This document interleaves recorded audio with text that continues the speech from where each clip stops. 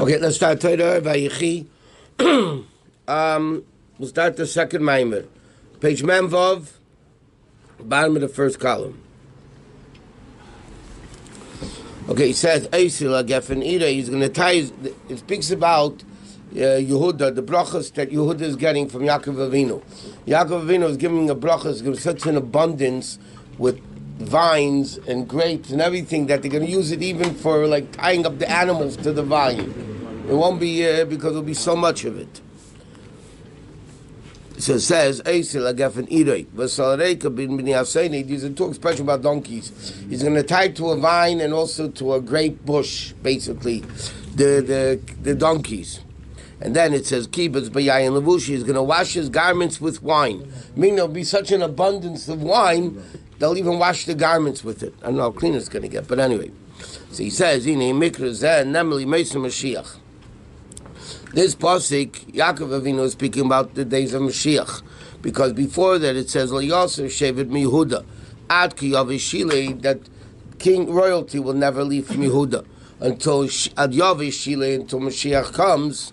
V'lo to him all nations are going to gather. Then the pasuk says it's going to be Eisel Geffen Ira, meaning just the simple meaning of the pasuk implies that when Mashiach comes, that's when there's going to be this abundance of wine.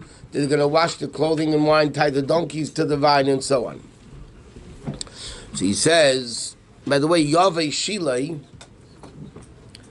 is the gematria of Mashiach. Yaveh is 13, and Shilei is 345. 345 and 13 is 358, which is numerical value of Mashiach.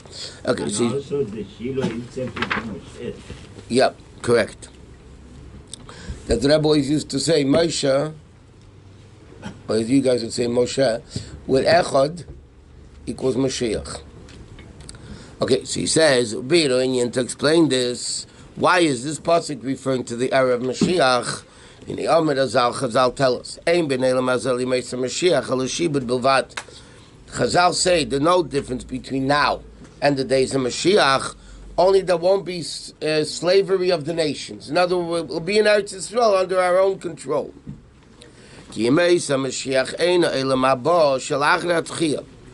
Because, and the Alter Rebbe explains, this that the Gemara says, the only difference, and Amma brings it down Laloch also, that the difference between now and Mashiach's coming is only the fact that we won't be under the Goyim. That's not after Tchias HaMesim. That's before Tchias HaMesim. Like the Rebbe learns in the first era, the first 40 years, then there's no difference between now and then. Everything's going to be normal, except we're going to be in Eretz Yisrael without the Golus. But Yimei Mashiach, it represents Hayem Laseisim today when you do the work, and not to get the reward. Tchias HaMesim is the reward in a shama, in a guf. And until then is the world of action to do mitzvahs. The ultimate accomplishment of doing and the completeness of action will be b'meis Mashiach. Similar to just like Adam Arisha was in Gan Eden, and he said, "La'avda u'lashamra," right, to work and to guard. And as the Chazal tell us, La'avda is the mitzvahs, say the positive mitzvahs. Shamra, guarding it, is a negative mitzvahs. Sha'a'iyah ozayem b'chinas yem la'seisan b'tachlis hashleimus. Well, how Hashem put Adam into Gan Eden? Yes, and before the sin, the ultimate level of completeness was in Gan Eden. What did he do? Of the positive mitzvahs, negative mitzvahs. But afterwards, Hashem threw Adam and Rishon out of Gan Eden. And then Nichnasu is saying the Lord is Gamkim Bishvil Maisa mitzvahs. And also the Eden going into Eretz Yisrael was again for them to do mitzvahs. Why? Shekama mitzvahs are tluyim b'adas dafka. Okay? It is like, for so many mitzvahs are connected only to Eretz Yisrael. Like Rashi said, why did Moshe Rabbeinu want to go into Eretz Yisrael, not to eat Israeli fruit? He wanted to go to do mitzvahs that you can't do in Chutz La'aretz. And then again they went into Golus. And then when Mashiach comes, which will be soon in the first era, so in other words, like this. The first era of Mashiach, we're still going to be doing mitzvahs. Because the only difference is we won't be in Golus. But mitzvahs we're going to be doing. But now we will be doing mitzvahs. We'll be in Eretz Yisrael, and we'll be doing all of mitzvahs, which is, again, the complete level of doing mitzvahs. So first, it was in Adam Rishon Gan Eden. Then, when the Eden came into Eretz Yisrael, they did all that. And the next time is when the Eden will be back in Eretz Yisrael. We say in davening, in Musaf, what do we always daven? Hashem should help us, Mashiach will come, and then we'll do the korbanis, the way you want us to do it. So because the main, and he's going to explain why, the main action is doing korbanis. That we're not able to bring korbanis in Golus. In Golus, what do we have instead of korbanos? Davening. But dayan ain't that committed to Nachamamish. That the Rebbe is really analyzing the expression of Chazal. Chazal is telling us, what do we say in davening? When Mashiach comes, then we're going to do the mitzvahs properly. K'mitzvahs to the Tzeinacha, which implies what is the ultimate doing of mitzvahs? The level of korbanos. Now we can't do korbanos. Now we only have tefillah. But what do we say in davening? That we should have Mashiach and have the real korbanos. Meaning davening is not the level of korbanos. Instead of korbanos, we have davening in Golus.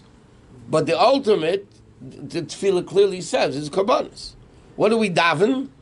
That we should have the Beis Hamikdash again with korbanos. Okay? Well, anytime you do a mitzvah, it's kirsono. Yeah, but he says, "V'sham nasel fenechos korbanos chiviseinu." What do we say? We should do the korbanos of your obligations. Well, that's what we say in davening.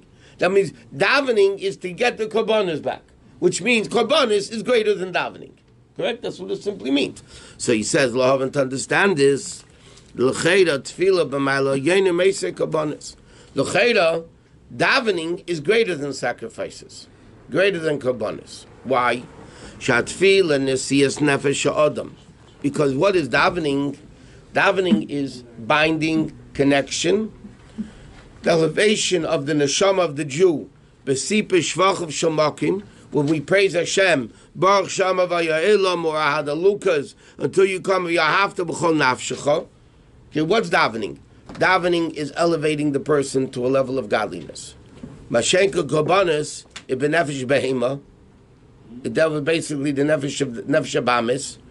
Ubiyem hashabbos shnei chvasim. But l'chayra, davening is really ultimately connecting even the nefesh olakis with elokus. Right? Through the nefesh abamis davening, the nefesh olakis becomes elevated. Doesn't he mean over here that korbanos is like you take an animal that's totally outside of you? It's not even talking about that. That's not what he's saying, though. That's what he's saying. That's not what he's saying. No? It's easy. That's not what he's saying. Rabbi, davening is always us going up, or is Hashem coming down? What do we... No, davening is us going up, refining ourselves. But that's what it is. I mean, how does the korbanos refine me anyway? Davening, it's my avodah. I'm doing it. Well, officially, a person brought a carbon. That has nothing to do with a person brought. It's not true. It says in Medrashim, and it's brought down all over the place. When a person brought a carbon, they're supposed to think they are supposed to be sacrificed. So the kavanah that affects me. Yeah, but it's still the nefesh abamis. It's not the nefesh just like davening does. He said, "V'lo ma'yor korbanos b'maylo yoinu kol kach." So if that's the case, why are korbanos so much greater than davening that korbanos should be called k'mitzvahs to the tzeinecha? That this is what you want. V'shezayiyah tachlos l'shleimus sheyimei Mashiach yesem etfilah shebegolos. So why should korbanos be greater than davening? Davening is the person becoming closer to Hashem. Not only nefesh abamis, but even nefesh ulekis. And korbanos is an animal that you're bringing to the Hashem. So he says like this: Hineksiv, Gef Mitzrayim Tasiyah. The pasuk is calling the Jews a vine. It's the pasuk says Geffen, the Geffen in Mitzrayim to see it traveled out of Egypt. Shebnei Yisrael nimshelu legeffen. The Yidden are likened to a vine shegadlim ba'novim where grapes are grown. Shmehem yetza yayin ayidei dricha begas. That the wine comes by pressing it. Gas is a press. So what does it mean? The Yidden are likened to a vine that grapes grow on, that wine comes from, yeah? And that's why the Jews are called Gefem in Mitzrayim Tasiyah, the Gefen that will leave Egypt, meaning the Jews leave Egypt. The best grapes, the best wine, this is our agricultural thing. The best wine comes from grapes that are closest to the ground. Where do we see this? So the Gemara says, about the libations of the wine, they didn't bring it from the higher up vines. Okay? So he says, bottom line is, what's the best grapes? The ones closest to the bottom. And he says, there's many types of wine. He doesn't mean whatever. That's nay. He means like this. Yesh yayin mesamach. There's wine that makes you happy. Yayin meshaker, wine that makes you drunk. Yayin adam, red wine. There's love on white wine, right? So again, if the Yidden are likened to vines that produce wine, and in wine there's these 4 levels, so obviously in Eden there's 4 levels. There's what Jews that get you drunk. Okay. He says the same thing, the Yidden are likened to these levels of vines that produce the different types of grapes, different types of wine.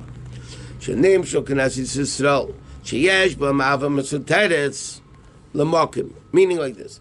Where does wine come from? It's hidden in the grape. Right? So, where's the neshama? The ava mesuteres, the hidden love, is hidden in the Jew. Sometimes you got to press the Jew. It means reveal the wine, like you said before in the other mimer, to reveal the ava mesuteres. And he says, okay, in order to reveal it, so wine is the revelation of the ava mesuteres of the neshama, right? So he said, meaning, like he said, it comes from the lowest grapes, from ones closest to the ground. So he says, so what's that in Aveda? The level of bittul. The ones closest to the ground, that my nefesh should be like offer. Also, you have to press it in the press. Could have a broken heart. Through these 2 criteria. Number 1, it's the grapes closest to the ground, which is the level of bittul. Then you need to have a broken heart because you got to press it. And then you get the level of wine, which is ava mesuteres, which is the hidden ava. That until now is concealed, and now it becomes revealed. How? Because concerning wine it says, Nichnas yayin yatzisad. Excuse me. When wine goes in, no, I don't need it, I'm fine, it's just something. Wine comes in, out comes the secret. What does that represent in Ruchnias? The sod is the ava mesuteres, the hidden love, which is the secret, is not revealed, and wine reveals it. Why does wine reveal it? Because wine is the same thing. Wine initially is hidden in the grape, and then it becomes revealed and goes out. Just like the ava mesuteres, it's hidden in the Jew, and through avoid it becomes revealed. Okay? So he says, yayin is basically representing the hidden love that a Jew has. In order to get the best wine, you need to have bittul, because the best grapes are the ones closest to the ground, and you need to have a broken heart. So there are two aspects of bittul here. First of all, the grapes that are closest to the ground, Right. and then you have to step on them. Yes. And Which is a broken heart. Crushing it. So first you have to be humble, then you have to Correct. break your heart. Yeah, but that's stepped down. Lev nishpat doesn't mean it. No, Yeah. break the gaiva. Huh? You do that and give Hashem b'simcha You wanna? at the same time. No, it does, because you think you stepped on means everybody's on. No, you step on your own gaiva. It's the level of bittul. Bittul has to be You have besimcha. two things. A broken heart is a real level of simcha. Why? Because a broken heart makes you one with Hashem. What could be happier than that? The master key, like the Baal Shem Tov said, right, which is a broken heart, that creates a bond between the Yid and Hashem, and that's the yayin that makes simcha. He said master key is simcha, not broken. No. Baal Shem Tov? No. Baal Shem Tov said master key is broken heart? Yeah. When the guy lost the notes for Tekir Shofar. Oh, okay. So that Baal Shem Tov said to him, the master key is a broken heart that opens all doors. So again, what's the difference between the lower grapes and stepping on them? In Two types of bittul? It's two types of bittul. Yeah.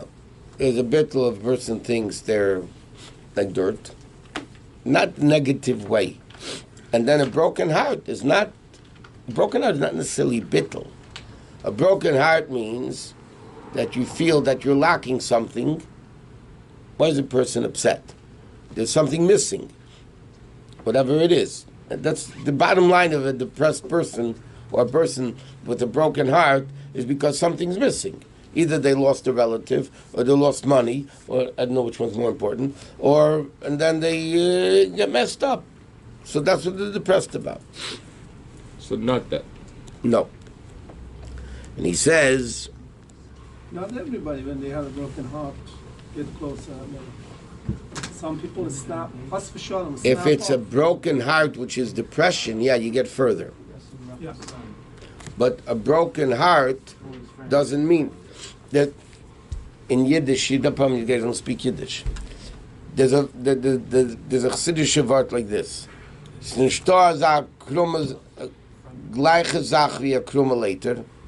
There's nothing as straight as a crooked ladder. Because the ladder goes straight up, you can't walk, right? There's nothing as straight as a crooked ladder. There's nothing as complete as a broken heart. It's a play of words. Nothing as complete as a broken heart. Nothing as straight as a crooked ladder. There's a whole bunch of Yiddish expressions like that. Somebody once came to the Friedrich Rebbe, to the Fabrengen, and he came from Williamsburg. I don't know where they walked from. And the Friedrich Rebbe asked him if he made Kiddush. So he didn't make Kiddush yet. So the Rebbe told him to make Kiddush. And then he needed to wash, it was Yom Tov. But there was no more Lechem Mishnah left.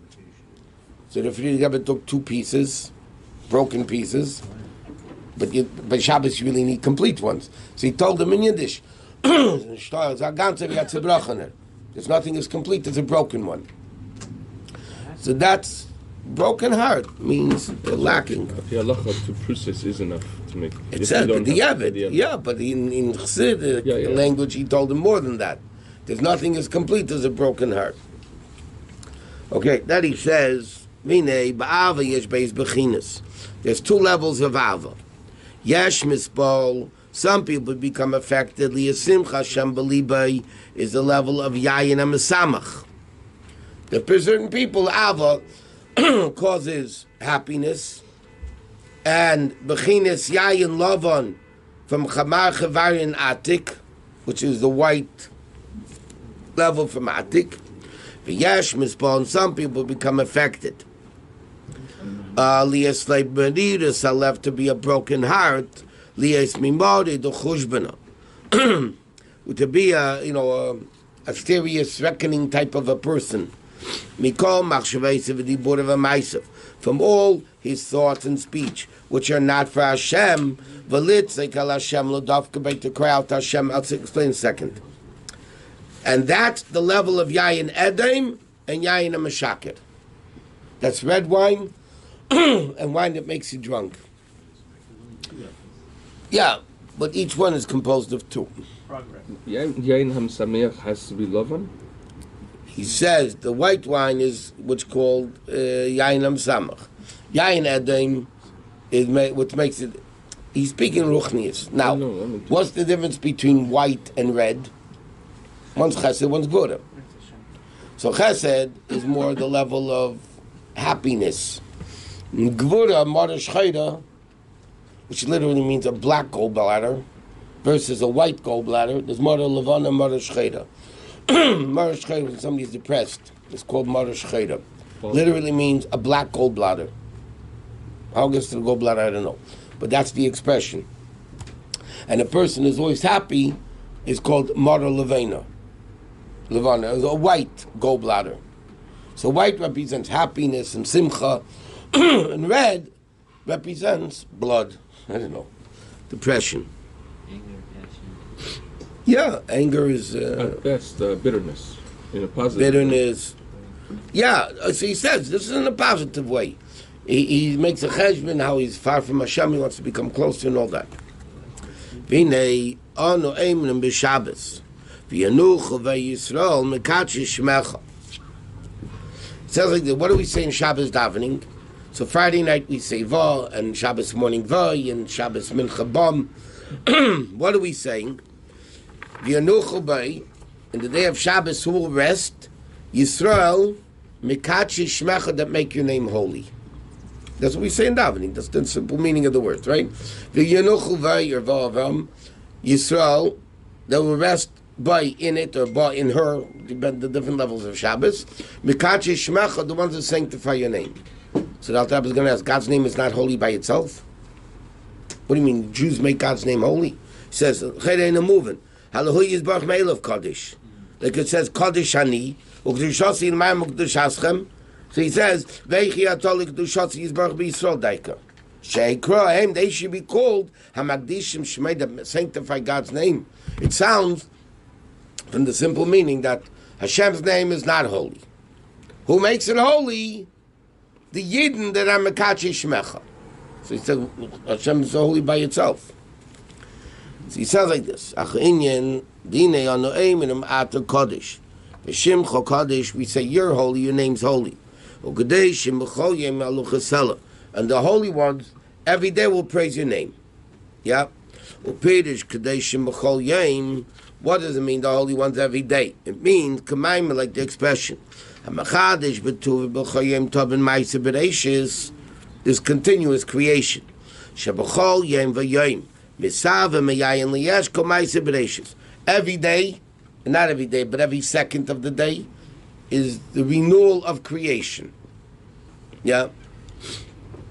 Therefore, therefore, when every day they realize this continuous creation, and Hashem is the existence of everything in the world, His avus and chayusim and b'chinas kodesh umuvdol, that we say Adonai and is the master of wonders. Okay, let me just say something else first. If you think a minute, stop to think for a minute, it's a difficult issue. If the world is constantly renewed, we should never age. If at every second the world is recreated, so every second we shouldn't be aging. We should be a second old. 1 day old, right? Second old, a minute old, but so why do we? So the answer is Hashem recreates the world in a continuation of what it was before. It's recreating it continuously, but it's in a way that it's in sequence. It continues to what it was. Yeah. So he says, what does it mean? The holy ones that every day realize that there's continuous creation, so therefore they understand the power of Hashem. That Hashem himself is removed from the world. Adonai Neflois, right before in Yotzer Meires, right? We say Adonai Neflois and Mechadish. Then we say Mechadish V'tuv V'choim Tam Ma'itz B'reishis. So he says, Ki all of Yisbarach Nem Adonai Neflois Pish Ma'ila B'chinas Neflois. Hashem is even above wonders. Adonai Neflois means he's the master of wonders, which means there are wonders and he's above it. He's the master of wonders. Now, wonders is even greater than miracle. We say in davening, who knows how many times, Nisecha v'nifleisecha. We say Chanukah, al Nisecha v'al nifleisecha v'al Yeshuasecha. We say in Meidim, al nifleisecha al Nisecha sheb'chayim imanu. Right? And then we say Niflois. So there's Niflois and Nisim. Nisim are miracles. Nisim are a level of above world. Niflois, the root of Niflois, wonders, miracles and wonders, right? Niflois, the root of the word is Pella. Pella means a wondrous thing. That means even in the realm of miracles, it's wondrous. You can have a miracle, means nature changes. But then you can have Niflei Secha, and we say, Shebachol Eis Erev Avayk V'Tzarayim. This is continuous, okay? So, the fact of creation is actually Niflois HaBeirei. It's the wonders of Hashem. But Hashem himself is above that. That means the Jew realizes, and that's why they praise Hashem, the Jew realizes that the vastness of creation is nothing compared to Hashem himself. So therefore they're going to praise Hashem every day because they realize in continuous level the greatness of Hashem, that he's unbelievably great. Like it says, Eisepela. Shebchinas Tapela, and now he's defining another thing. We say Eisepela. But they're right before Shmanes, right? Okay. Eisepela simply means he does wonders. Alter Rebbe is defining Eisa Neflois means Eisa, which is Asiya, which is the lowest level, and Pella, which is the higher super level, is the same thing. So we say Kulam b'chachma asisa. That chachma, how do you Chassidus teach the pasuk? Kulam b'chachma asisa means by you, chachma and Asiya is the highest level and the lowest level is the exact same thing. So what does Eisa Pella mean? By you, Asiya, the lowest, and Pella, the what? It doesn't have it. Does it Fele, no? Fele or Pele? Same thing. Same thing. He or Fe is the same. Yeah. It just grammatically. Right, in the Siddur it doesn't have a. Grammatically, sometimes you put a dot in. Like base and vase is the same thing. It's the same letter. Sometimes because a diktuk, it's a base or a vase, whatever. Kaf and Chaf. Yeah, all these things. The dap is just a diktuk when based on the word before it, whatever. I don't know diktuk. Pele is above nature. Ness is above nature. Hell Hell is is above above Ness.